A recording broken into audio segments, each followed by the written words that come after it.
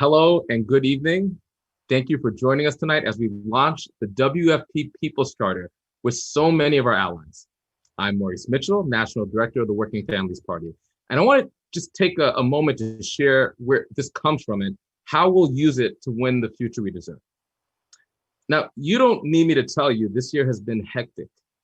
In March, coronavirus cases were surging. Cities quickly started heading into lockdown and hospitals were overflowing. By April, it was clear that millions were losing their jobs, losing income, losing healthcare. Some people were going hungry or at risk of losing their homes. Now, corporations and banks were bailed out and working people got a single measly $1,200 check to last 6 months. Remember that? And Black folks, Latinx folks, and Native communities especially were dying at much higher rates. Our federal government simply wasn't caring for people. But what did we see? We saw people caring for each other. That was our source of hope. In the spring, we also saw violent police murders of Black folks, Breonna Taylor, George Floyd, Tony McDade, and so many others. And from Trump to local police, we saw public officials defend white supremacists. But something else gave me hope this summer. The largest mass protest in American history. In grief and anger against those injustice and murders, we rose up. People sticking up for each other, every race in every state marching together for Black lives. In July, we saw record hurricanes in the Gulf Coast and record-breaking, devastating wildfires in the West in August, all exacerbated by climate change. For the last 40 or 50 years, the nation has allowed billionaires and corporations to loot from working people. Our government has propped up systems that are designed to fail, that are designed to make us all vulnerable and to hurt poor and working class people, Black and brown and indigenous folks. Now, it's no surprise those same systems finally collapsed under the weight of Trump's incompetence and hate. When it's clear that the system doesn't work and people in charge don't care, we must dream big and to try to build a resilient America that cares for all of us. The dream is the first step. That's the first step to make it real. Even if political leaders didn't know, people were clamoring for answers that meet the scale of this year's crisis. As people were disoriented, suffering, and grieving, we needed a new vision about how we could see each other, stand by each other, and walk out of the crisis together towards a common North Star. After conversations with members and allies and rigorous polling, we created a charter that presents what a governing agenda for the nation must entail. Inspired by all the ways working people in this country came together to care for each other, the charter lays out how we can care for each other in this moment and how a government that really represents us can make that happen. There is so much on the line now, less than a month until Election Day, and we've got to defeat Trump. We've got to. So we'll use this charter to engage and mobilize and turn out voters in the last month, and also to lift up the vision for the future. Now, Joe Biden is a doorway, not a destination. I've said that before. In this People's Charter, the People's Charter lays out that destination. And after Election Day, we'll be ready to organize to demand the folks we elect will fight for the nation that cares for us. For the more than 200,000 that have fallen, this is what's required of us so that they may not perish in vain. For future generations, this is our mandate so that they will be proud of us and proud of the choices that we made when it counted most. This is where we're going. And along with everyone here, we are going to fight like hell to get you there. Thank you. Okay, now I'd like to give you a preview of what we came up with. You're going to hear from a few WFP members who are going to read out the People's Charter. If you're on Facebook, you'll see them on video. On Zoom, you'll probably only hear them, but you could watch later. So take it away. Americans are coming together to care for each other like never before. But our government isn't caring for us. It doesn't even seem to care about us. 3 events have rocked our country: a global pandemic, an economic collapse, and a reckoning with the history of systemic racism against Black people. Across our country, communities have been caring for one another through these crises. Grocery clerks and farm workers keeping food on our shelves, nurses saving lives while risking their own. Neighbors delivering supplies to those most vulnerable, and sharing what they have with people who need it.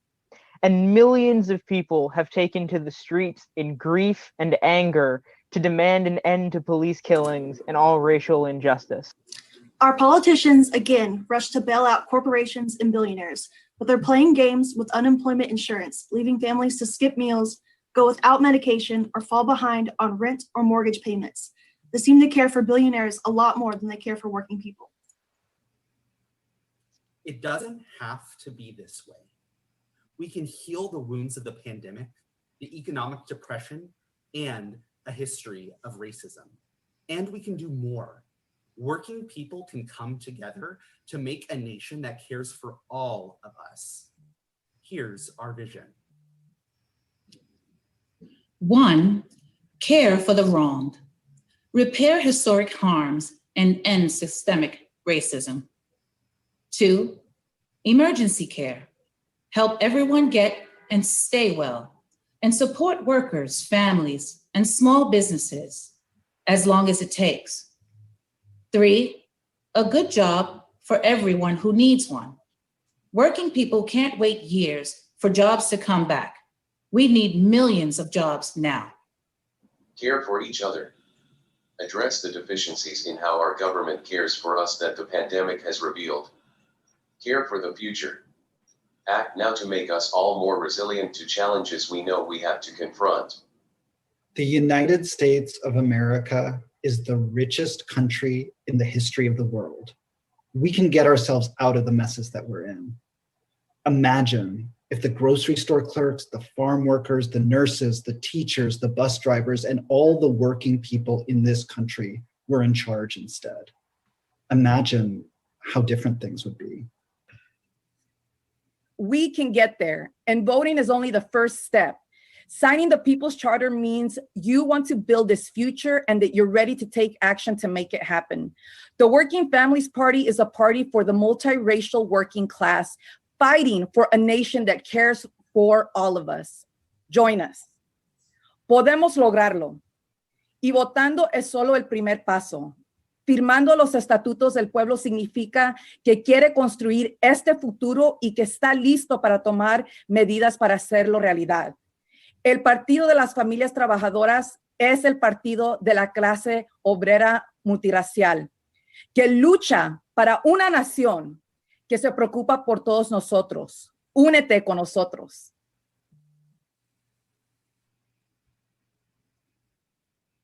Now, that's the People's Charter. It's our North Star.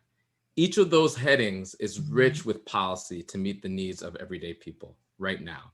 Now, you'll hear more in a second from our incredible guest in just a moment. But if you'd like what you're hearing at all, and if you liked what all of our beautiful members just said, join us and sign the People's Charter now. Now, you could sign up at www.peoplescharter.us, or you could just pick up your phone and you could text the word charter to 30403. That's the word charter to 30403. You know, I said earlier, Joe Biden is a doorway, not a destination. But for just a second, let's talk about the destination. Let's talk about liberation. I'm going to introduce 8 current and incoming members of Congress who are among the original signers of the People's Charter. And what I want to hear from each of you, you beautiful, powerful members of Congress, tell us about the destination. Tell us one piece of the policy vision from the People's Charter that drives you. If we achieve this, what does that world look like? So first, I'm going to introduce my sister, Representative Ayanna Pressley.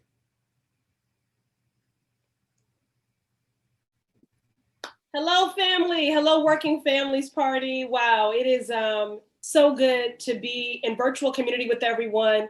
You know, this is home right here. This is the community where we hold equal space for righteous rage and radical love. We are the seekers, we are the doers, we are the healers. It is always so fortifying and grounding to be with you. And tonight we're coming together to do a radical thing, to plan and to dream for a more just future. Now, this year, we have pulled each other through unprecedented, challenging times. Our year has been marked by grief and loss and a White House that has failed us time and time again. But together, we have decided to choose hope and strategy in the face of adversity. The People's Charter is a powerful articulation of our shared values and of priorities crafted by the people, by those in closest, acute proximity to the pain. This charter is powerful because we, the people, are powerful.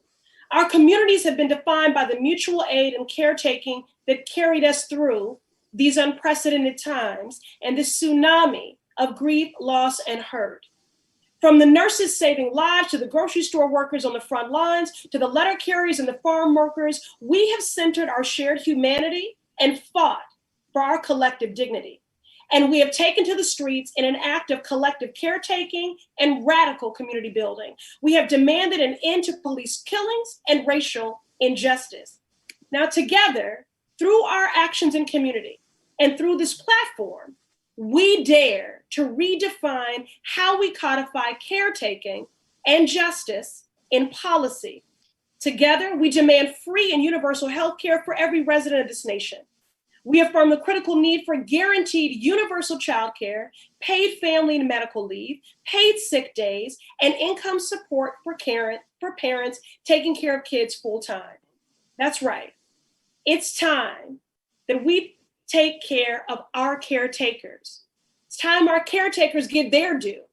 Caregiving is essential work, and furthermore, our essential workers and all works deserve the rights and protections of a union and safe working conditions and a living wage.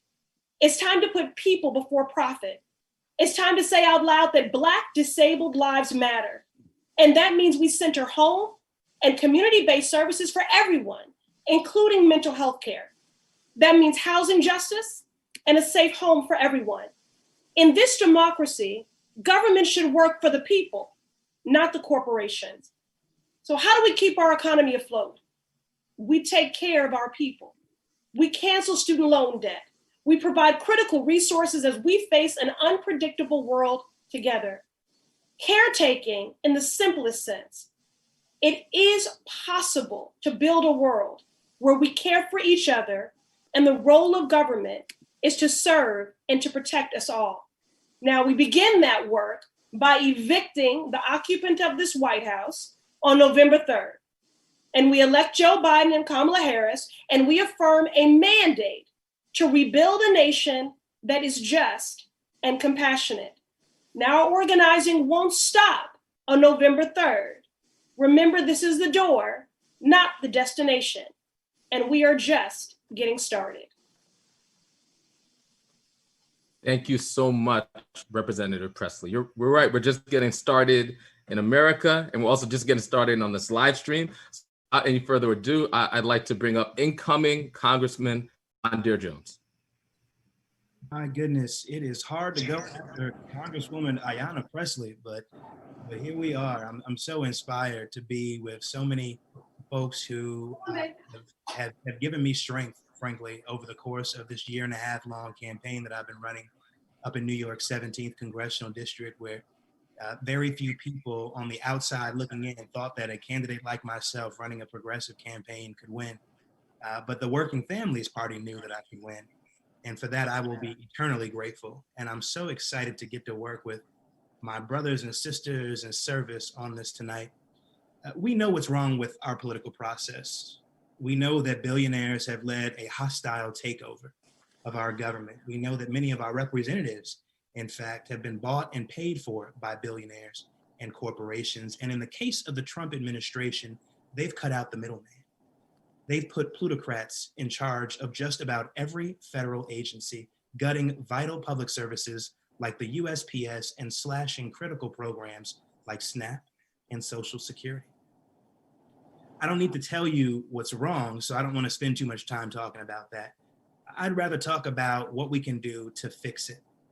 I want you to imagine for a moment a democracy that works, a democracy where every vote counts, where your vote matters in a presidential election because the contest won't come down to a handful of swing states, and where your vote matters in a congressional election because we've ended the scourge of partisan gerrymandering. where you never have to worry about whether your friends or your family are registered to vote because everyone is registered automatically, where you don't have to worry about having your pay docked to head to the polls because Election Day is a national holiday and you don't need to justify exercising your right to vote by mail. I want you to imagine a democracy where teachers and nurses and essential workers who aspire to run for office can mount competitive campaigns even if they don't come from money or from a political family, where every single one of us has 500 democracy dollars to donate to candidates of our choice, where candidates for office go door to door to make their case to us, the people, that they deserve our support rather than being anointed by billionaires and corporate lobbyists.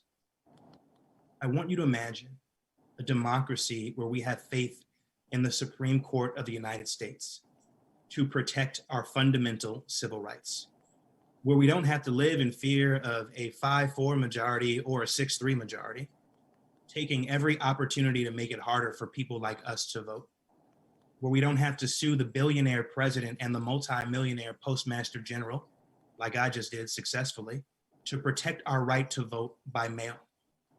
That is a democracy where we, the people, are in charge, not the billionaires, not the special interests, not the corporations, and it is within our reach. But we won't get there alone. And that's why I'm so glad that WFP has brought us together to fight for a true people's charter. This vision fills me with so much hope, and it's a future worth fighting for. And I know that when we fight together, we win. Thank you so much, Brother Mondaire Jones. And without further ado, I'd like to introduce California Congressman Representative Ro Khanna. Ro. Thank you, Maurice. Thank you for what you're doing, and thank you to Joe. And what a pleasure and honor to follow Ayanna and Mondaire. Ayanna has just been such a brilliant voice in Congress, a real moral conscience, and I'm so excited about the contributions Mondaire will bring. I appreciate your focusing on what our vision should be. My view and what attracted me to this charter is that it's about equity. Equity in an age, a digital age, where you have a place like my district where some people are making unprecedented wealth, and yet so many others are totally excluded.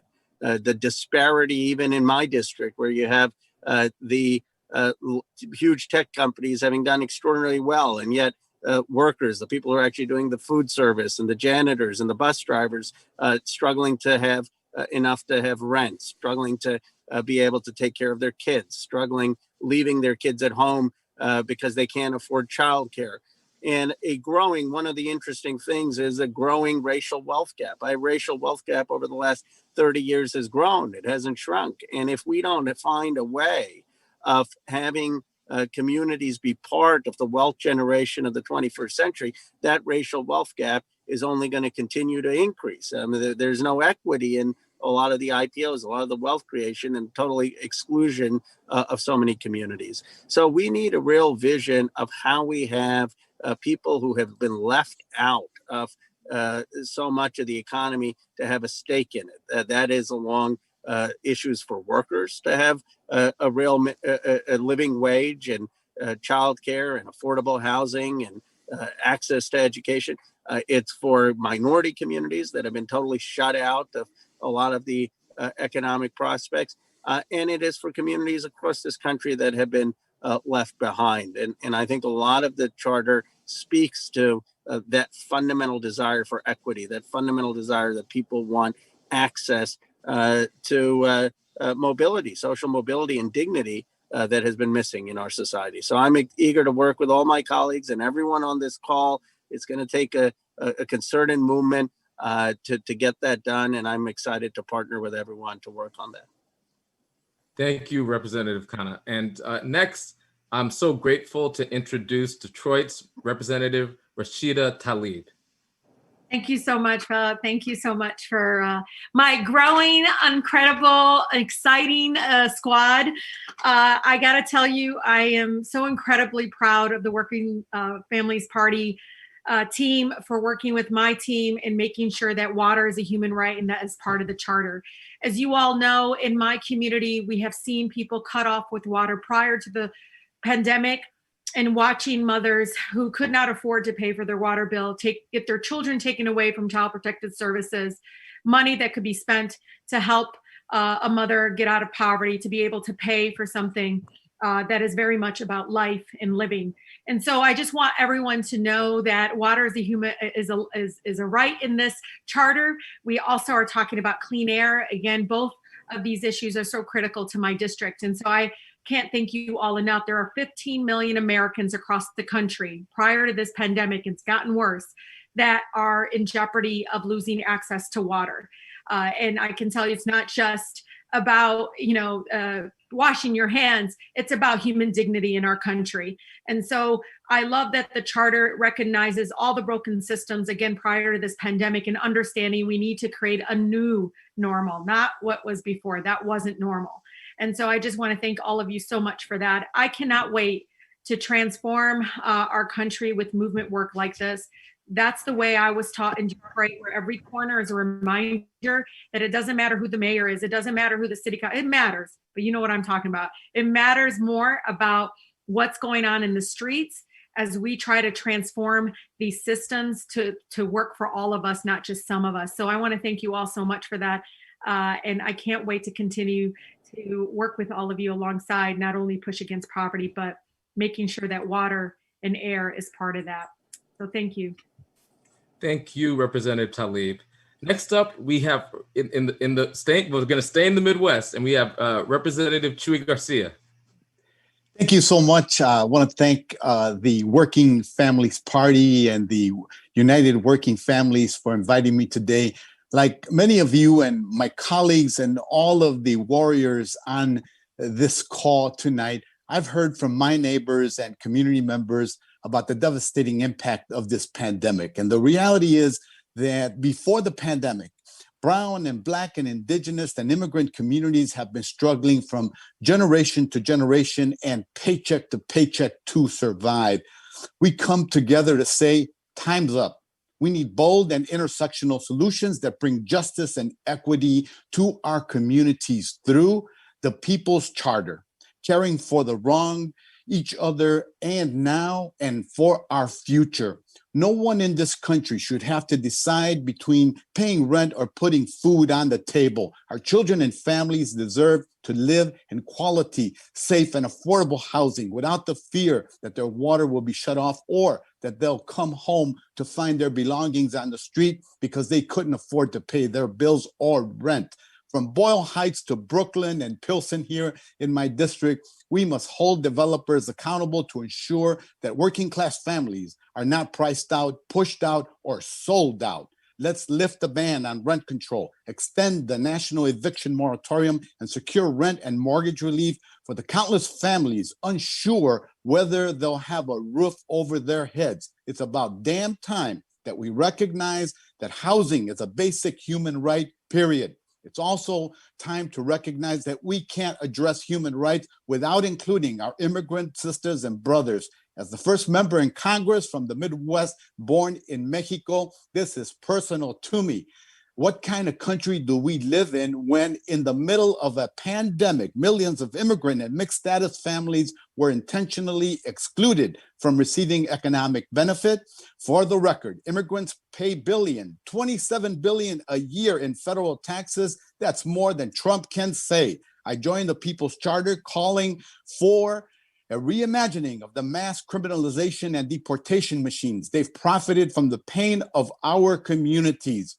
Merecemos un sistema migratorio que respeta a los inmigrantes. We need to restore the right to due process for immigrants. We need to end the automatic deportation and mandatory detention. We need to end local coordination with law enforcement. We need to respect women's bodies. Necesitamos mantener unidas a las familias y proteger a DACA y a los millones de familias que viven con miedo. Some think our ideas are radical, but what's really radical is living in the most powerful country day after day, where countless go hungry, lose their homes, and are separated from their families due to an outdated and inhumane immigrant system. I'm proud to stand with each of you, ready to fight to transform our country in every way. Thank you. Thank you. Go ahead, Representative Garcia. All right, well, next up, without any further ado, incoming Congressman from the Boogie Down Bronx, my brother, Jamaal Bowman. Good evening, everyone. Peace and love to you, Maurice. Peace and love to the Working Families Party. It's an honor and a privilege to be here. It's so interesting how to insert love and care into our political arena is considered radical. Well, that's the kind of radical political and economic country I want to be a part of. A country that centers care and a country that centers love. And for me, this is about care for our future. And our future has to center our children, our babies, especially those who are most vulnerable in communities that have been historically ignored and historically neglected. So for me, caring about our future is about universal childcare, making sure our children are nurtured in the best environments possible without breaking the banks of working families who have to go to work to put food on the table and keep a roof over their heads. Childcare should be universal, it should be free, it should be nurturing, and it should be exemplary. So it starts there. It then moves on to fully funding our public schools and increasing Title I funding, quadrupling the funding in Title I, so that schools in our historically neglected communities have lower class sizes, all of the resources that they need, science and technology labs, and work in alignment with the demands of a Green New Deal. So we need to fully fund our public schools, particularly in Title I communities. We also need to fully fund IDEA, which is the Individuals with Disabilities Act at a federal level. The federal government is supposed to be providing 40% funding, and it is nowhere near that because we have not centered and cared for our children at the level that we need to, particularly our children with special needs. We need to center them and bring them into the fold and craft policy around the needs of our special needs children. It continues in higher education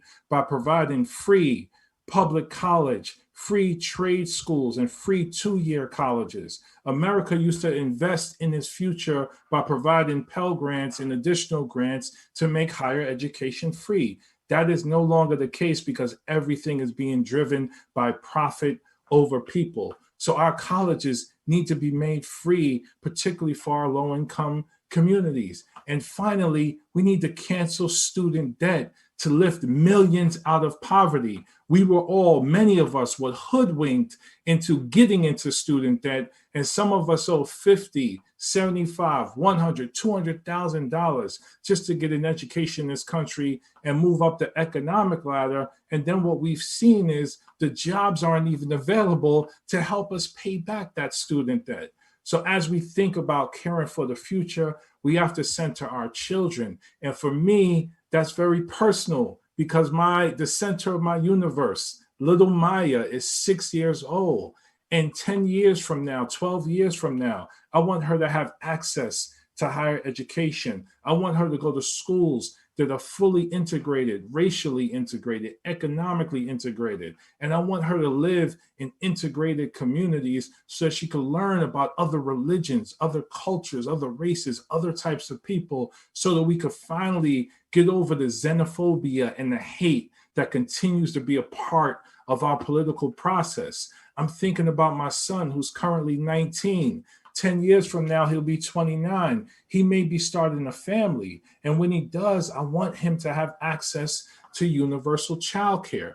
And finally, I want us within the next 10 years to get to net zero carbon emissions through a Green New Deal, so we could show care for our economy and begin to breathe in clean air, swim in clean waters, even in the East River, retrofit our buildings and new infrastructure in alignment with the demands of net zero carbon emissions, so that our children in the Bronx are no longer 3 times more likely to die of asthma because they live in the Bronx, so that our children in Yonkers and Mount Vernon and parts of New Rochelle and other parts of the district that have been neglected have access to jobs, have access to the care economy, have access to resources that will help them rebuild the economy in their own image, so that we are not gentrifying them out of their neighborhood, but we are giving them the resources to build their own neighborhood and rebuild it in the way that they see fit.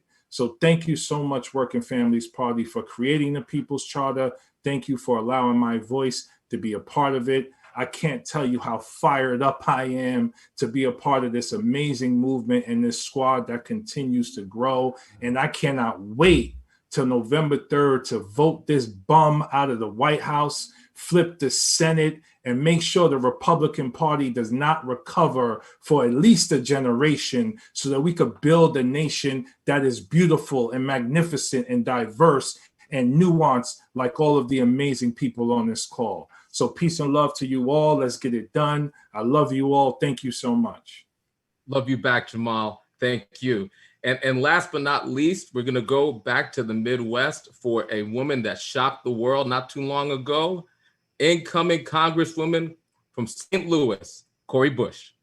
Yes, thank you. And thank you, Working Families Party. I'm so glad and so proud and honored to be a part of this family now. And shout out to my family that's on here, to the squad and the incoming squad. We are already just one team, and everybody working with us. Thank you for supporting us. When I look at the People's Charter, so I want to talk to those who are still trying to figure out if this is my thing or not, or trying to figure out if I want to put my name on something and be public about it. When I took a look at it and I read over it, as I was reading over it, I saw me. So there had to be this connection first of, am I here? Is there anything that I need, or anything that my family needs, or anything that my community needs, anything that my district needs, anything that my pet needs, anything that anybody in my community needs in this charter? And because I saw first me, yes, you have a need. Here, and here. And then not only you, people in your community, people in your family, I knew I had to pay attention to this thing and then sign on. It was a no-brainer. I think sometimes we get so focused on our service. Yes, we are serving leaders and we love our communities and we love our country and we want to do more. We want to save lives, absolutely. But first, you got to save yourself. You got to save yourself and do yourself good so that you can be prepared and be that warrior to help others. So first, connect you to this and find out what is it that you need out of this and your legacy. What is it? You may be good, but what about your children's children? Because that's what you have to think about. And then after that, I am the people I serve. So if I saw myself and then there are people like me who are in this, then now I'm serving them. So then that's the next thing. And so, but when I thought about what can I pull out of this that I want to talk about tonight? So one thing that I pulled out of it, I remember so many of us, Kayla that's on this call, and so many of us Ferguson activists, shout out to the Ferguson Frontline and all the activists in St. Louis and around the country. When I thought about it, and when we talk about, people get all bent out of shape when we talk about defunding the police, or some call reallocating dollars, and all of, when we talk about that, people get all, they tense up. But let me tell you about what makes you tense. What makes you tense is if you've never heard the noise munition happen in front of you. If you've never felt what that does to your body, that'll make you tense up. If you felt a rubber bullet, that'll make you tense up. If you've been anywhere near tear gas and you felt the effects of that, not only on your skin, but in your lungs, that will make you tense up. So instead of worrying about how we're trying to fix the problem, fix the real problem, which is police are killing Black and brown people with impunity in this country and doing it disproportionately. And we're tired of it and we say no more. But part of that, the other part of that is we don't need money for bear spray that's going to burn my skin for 22 hours. We don't need $130,000 to $300,000 going to MRAPs. And we don't need money going to the rubber bullets and the tear gas and stockpiling SWAT gear. We don't need that in our communities. What we need It's violence prevention programs that actually address what's happening in our communities. When in St. Louis, in 1 month, we saw 53 murders, in just 1 month in one part of our district. What we need is job training. We need better job training. We need money for counseling. We need money for addiction services. We need money for COVID-19 testing. We need money for mental health services and better job training. That's what we need money for now. So when you talk about that we need more police, no, what we need is more resources. And so I am one that will be pushing along with the people on this call and all of you that are listening to make sure that we bring what we really need to our communities. That's quality and quality care. Thank you. Woo, well, I see why you shocked the world.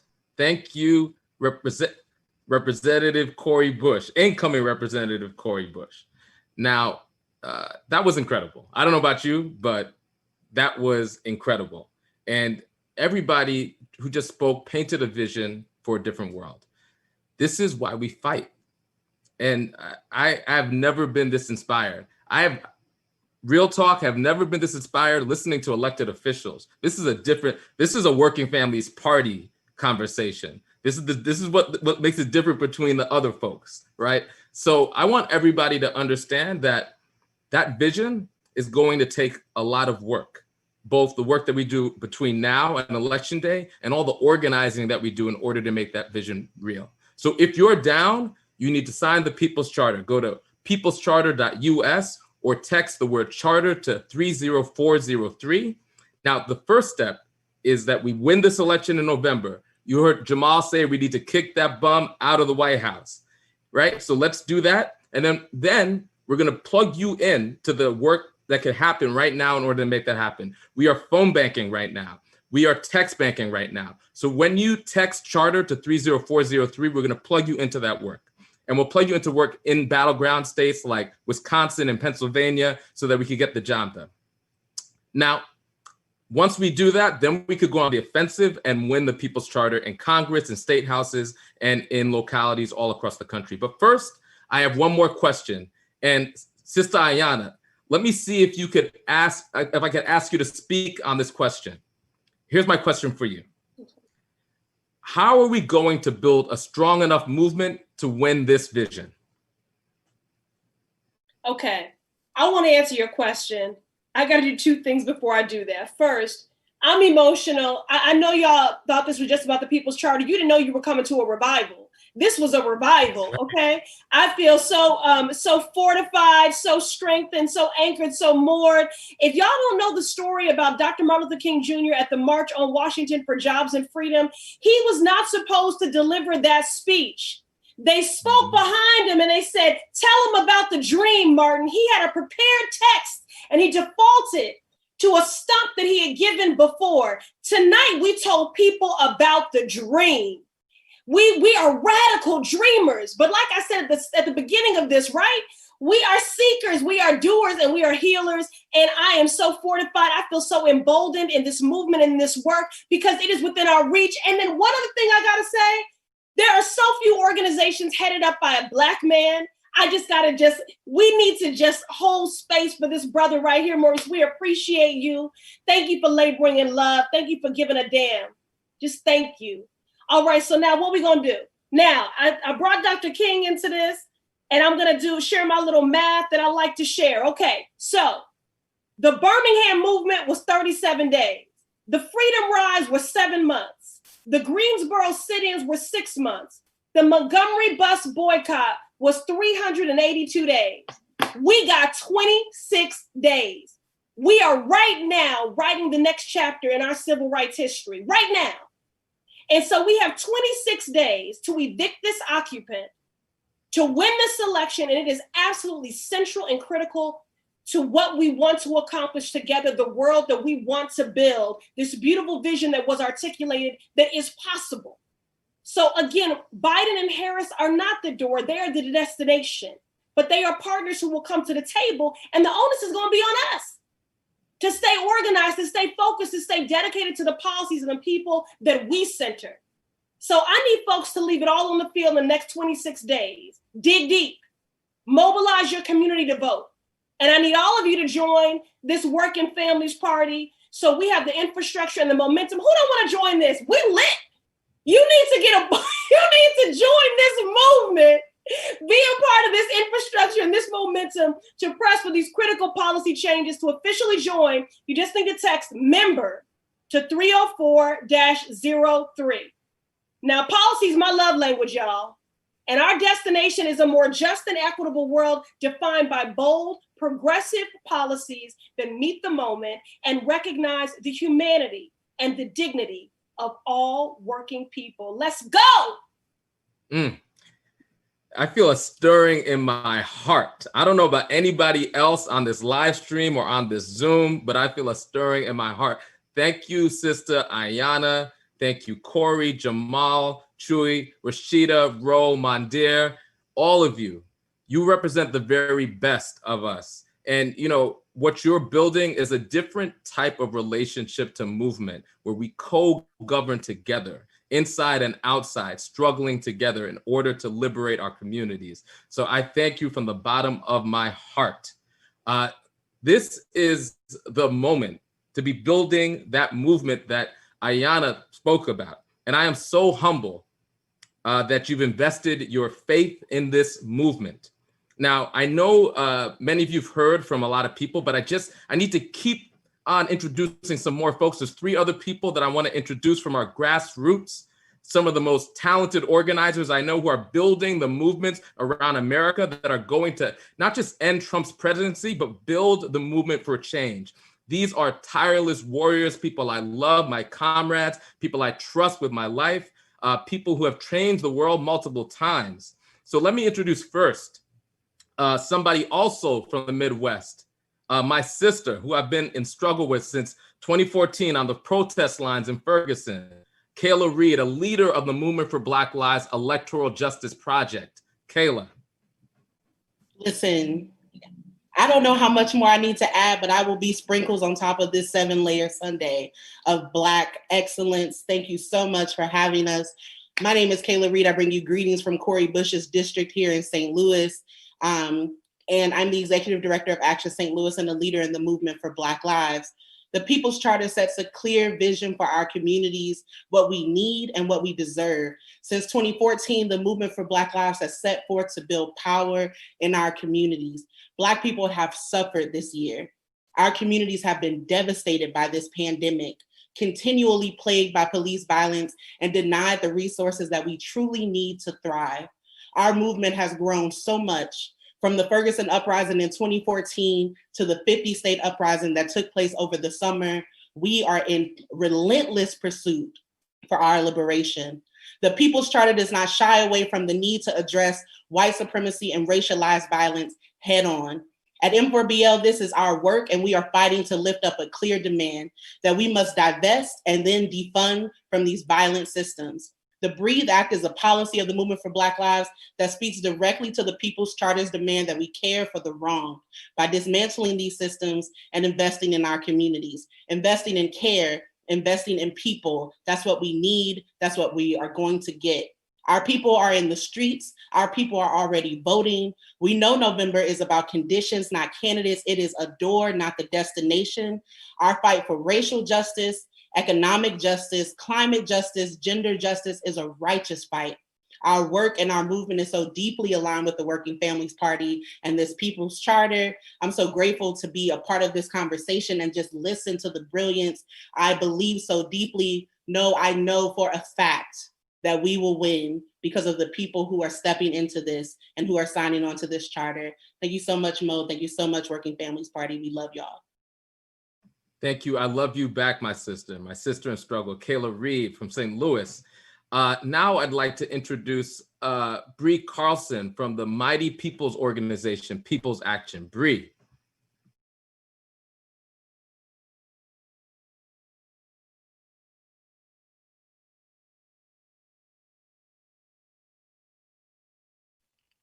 And I was saying the most brilliant things.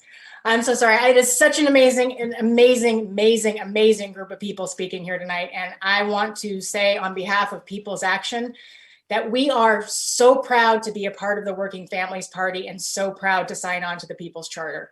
People's Action is a group of organizations across the country with everyday people fighting for all of the issues that are named in this charter. And we're fighting from farms, we're fighting from cities. And we need this North Star. It is so important for the members who make up our organization to be able to see that it's time to stop tinkering around the edges of the problems we face. Our communities are in crisis. It's not a new crisis, but the pandemic has exposed the depth of it for everyone. And there is no solution in tinkering. There is no solution in incremental change. What we need is to transform our society. We need to transform our democracy. We need an economy that values people, our well-being, our safety over the interests of corporations. We need leaders who will fight for our people, who will do what it takes to win real change. And we know that standing together side by side with the Working Families Party, this charter is going to get us there.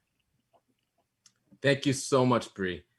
And last but not least, I'd like to introduce Natalia Salgado from CPD Action. Natalia. Thank you, Mo. Thank you so much. As the daughter of immigrants and an immigrant myself, I know what the pursuit of the American dream looks like. And I also know all of the barriers that this country puts in our face in pursuit of that dream. I love seeing this charter because it's the roadmap that leads to the real American dream. An American dream that is based on justice, on equality across the board. And it doesn't discriminate against the color of your skin. I know that when my family first came to this country, people, dismissed us because of the color of our skin. And finally, there is a roadmap that will be able to give us the steps to move forward. And to all our Latinos out there who are being misinformed and don't know what they're going to do for this election, come home. Come home to the WFP. We have a vision for you to follow. We know how we can move this country forward. We know what needs to be done, not just on November 3rd. We know what needs to be done years after November 3rd. We know what needs to be done the day after November 3rd. That is not the destination. It is just the start. So I need all of my Latino brothers and sisters to come on in, be part of the charter, be part of this reimagining of the American dream. Thank you so much, Natalia. Thank you so much for that. You're right. Ayanna, you're right. This has been a revival for the multiracial working class alignment that's going to transform this country. Okay, everyone, this is the vision. This is the movement. You are the people, and this is the time. We have just one more incredible speaker tonight, an incredible speaker.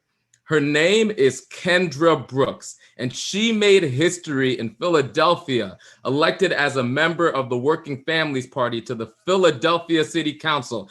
Kendra is going to tell us how to take that first step to make this dream into a reality, and that's winning in November. Kendra, take it away. Thank you, Mo. I am so excited to be with family. This just enlightened my day. I needed all of this right here. So thank you, family. So I live in Philadelphia, right? Where we've already seen a rise in homelessness since the pandemic, where too many people are facing housing instability, facing evictions, where our communities are being criminalized. And it's so clear why we need a real people's charter. And while our work is long-term, it is also right now. My city is at a breaking point. Our country is at a breaking point. And we can't win long-term power for working people if we continue to let the racist rapists in the White House make the rules. Last week, Donald Trump came for Philadelphia in the debate. And let me tell you something, Philadelphia is coming right back at him.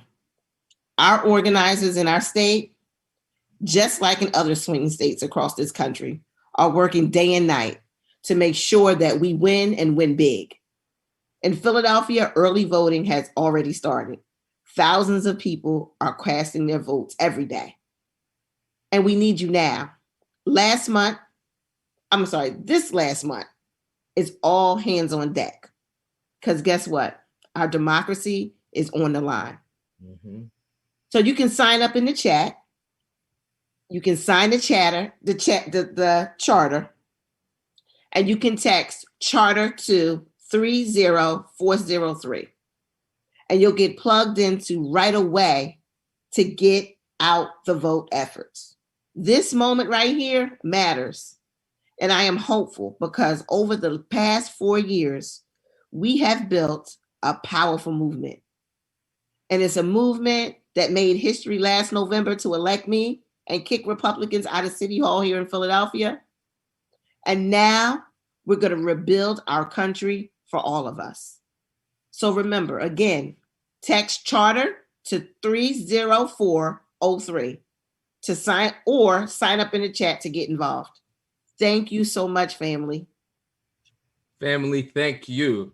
That is the mighty Kendra Brooks, the independent Working Families Party City Council member making history, the first independent city council member in Philly history, transforming the organizing that's taking place in that city. Now, I am so honored to be in this fight with you, with all of you, with folks like Kendra and Kayla and Ayanna and Jamaal and Bree and Natalia and Cori and everybody who's listening on the live stream. Now look, we got 26 days ahead of us. Now, whatever you were thinking about in terms of what you wanted to give of yourself to stand in the gap for all of our people, if that was time, if that was money, if that was a phone bank, if that was a text bank, whatever you're going to give, we're demanding that we give a little bit more. This fight will transform the trajectory of our lives and the lives of all of our family members so that we can make this charter real. So we need to bring it home over these next 26 days and then build on that pathway towards that destination. I'm sending so much love to all my WFP family watching tonight.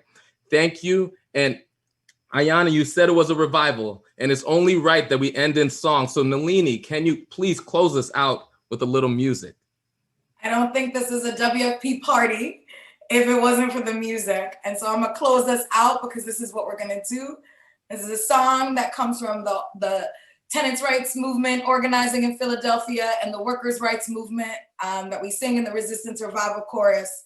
And so, I went down to the White House and I took back what he stole from me, took it back.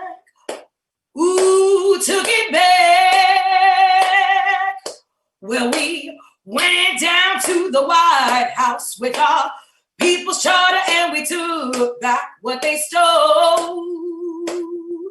Ooh, took it back. And it's under my feet.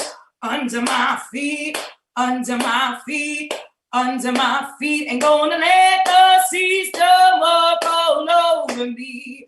Oh, it's under my feet, and it's under my feet, under my feet, under my feet, under my feet, ain't gonna let the system walk all over me. Thank you, everybody, for joining us.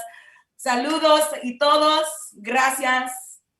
Thank you so much. And for folks in New York, make sure to vote WFP on the WFP line. Everybody text charter to 30403. Thank you. God bless. All power to the people.